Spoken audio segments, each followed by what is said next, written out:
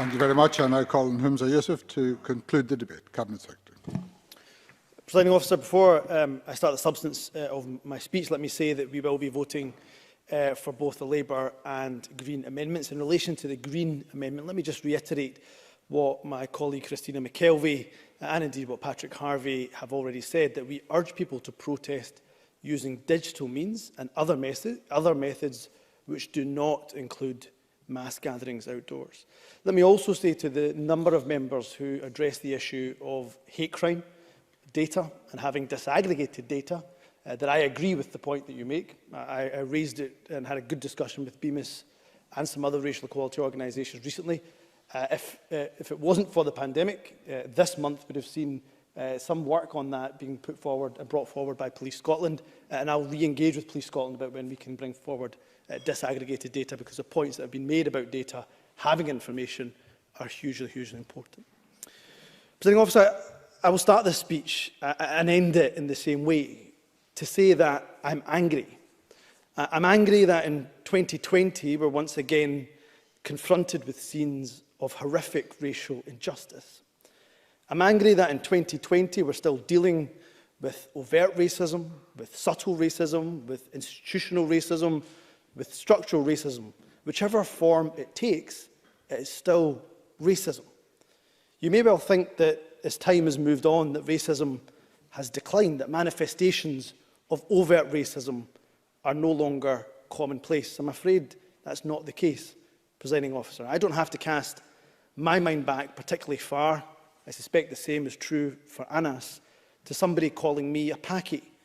Don't even start me on my Twitter timeline, which is frankly a cesspit of racism.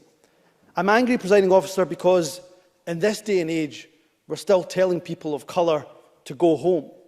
Brian Whittle, what I thought was a really excellent contribution, says that he remembers a time in a bygone era when he would see casual racism on the TV. He doesn't have to go back to a bygone era, Presiding Officer. I heard it just yesterday. I saw a video clip yesterday of the social commentator and author Afua Hirsch on a panel chaired by LBC's Nick Ferrari. She explained her views of needing to confront the racism of figures in British history.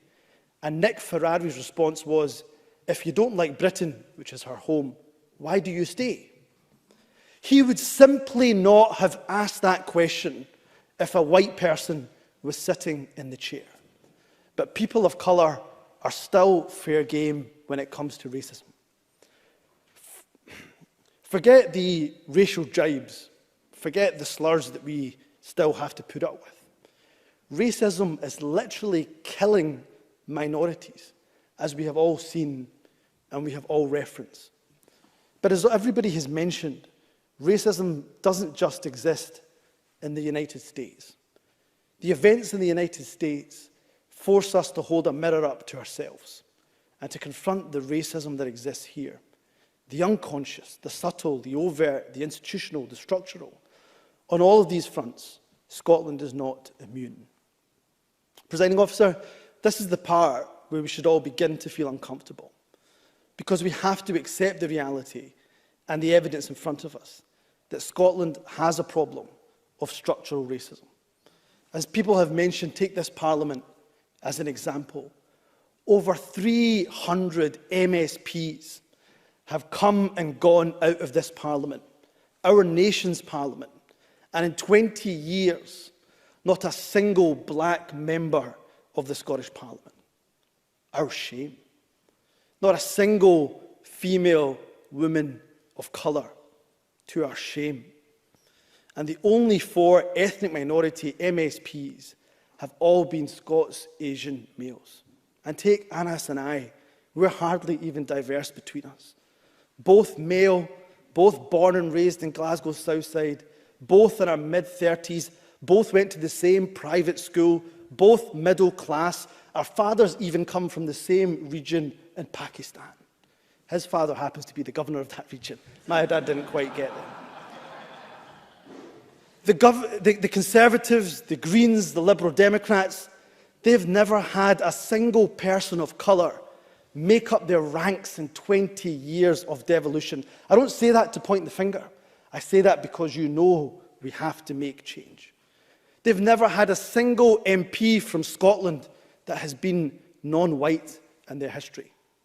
And to my colleagues on the government bench, we know that we are not immune either. Some people were surprised. They were taken aback even by the mention on my social media that 99% of the meetings I go to, I'm the only non-white person in the room.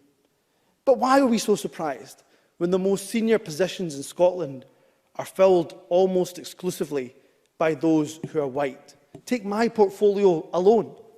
The Lord President, white. The Lord Justice Clerk, white. Every High Court judge, white. The Lord Advocate, white. The Solicitor General, white. The Chief Constable, white. Every Deputy Chief Constable, white. Every Assistant Chief Constable, white. The Head of the Law Society, white. The Head of the Faculty of Advocates, white. Every Prison Governor, white. And not just Justice. The Chief Medical Officer, white. The Chief Nursing Officer, white. The Chief Veterinary Officer, white. The Chief Social Work Advisor, white. Almost every trade union in this country headed by people who are white. In the Scottish Government, every Director General is white. Every chair of every public body is white. That is not good enough. I don't doubt that if I looked across the private sector, that black and minority ethnic people would similarly be underrepresented at senior levels. This is a collective failure on every single one of us. So I hope we're sitting uncomfortably, because these should be uncomfortable truths for us all. So don't just tweet Black Lives Matters. Don't post, or don't just post a hashtag. Don't just take the knee. As people of colour, we don't need your gestures. Yes, solidarity is helpful, but what we need from you is action, and for you to be anti-racist by your deeds. Don't just tell us how you are not a racist. I take that as a bare minimum. You must be anti-racist. Many people have rightly mentioned Sheku Bayoh in this debate. Let me start by saying how much I too admire the dignity of the Bayoh family that Claire Baker referenced in her speech. They have shown great dignity on their journey, on their long journey for answers. They have every right to be angry at how long they have been fighting for those answers. As the public inquiry is established, I obviously won't prejudice that inquiry. I will simply say this, that when the state is faced with such tragic circumstances, we have a choice. We either attempt to hide the truth, or we go in search of the truth. I hope by instructing the setting up of a public inquiry, we've demonstrated this government is seeking the truth in this matter. To conclude, Presiding Officer, there is no black MSP in this Parliament. In a debate about Black Lives Matters, there isn't a black voice here, to our shame. So I want the last words in this debate to belong to George Floyd. But before I read out the last words of George Floyd, Presiding Officer, I ask every member here to imagine that these words come or came from your brother, from your father, your son, your cousin, your nephew, as they had a police officer's knee on their throat for 8 minutes and 46 seconds. Here are George Floyd's last words. "It's my face, man. I didn't do nothing serious, man. Please, please, please. I can't breathe. Please, man. Please, somebody. Please, man. I can't breathe. I can't breathe. Please. Man, I can't breathe. My face. Just get up. I can't breathe. Please. I can't breathe. Shit. I will. I can't move. Mama. Mama. I can't. My knee, my nuts. I'm through. I'm through. I'm claustrophobic. My stomach hurt. My neck's hurt. Everything hurts. Some water or something, please. Please. I can't breathe, officer. Don't kill me. They're going to kill me, man. Come on, man. I cannot breathe. I cannot breathe. They're going to kill me. They're going to kill me. I cannot breathe. I can't breathe. Please, sir. Please, sir. Please. I can't breathe. Presiding Officer, I hope we're all angry. That should be our overriding emotion when confronted with racism. I hope that every single one of us takes that anger and we use it to recommit ourselves as anti-racist. Let us be judged by our deeds, Presiding Officer. Our deeds, not just our words. Thank you.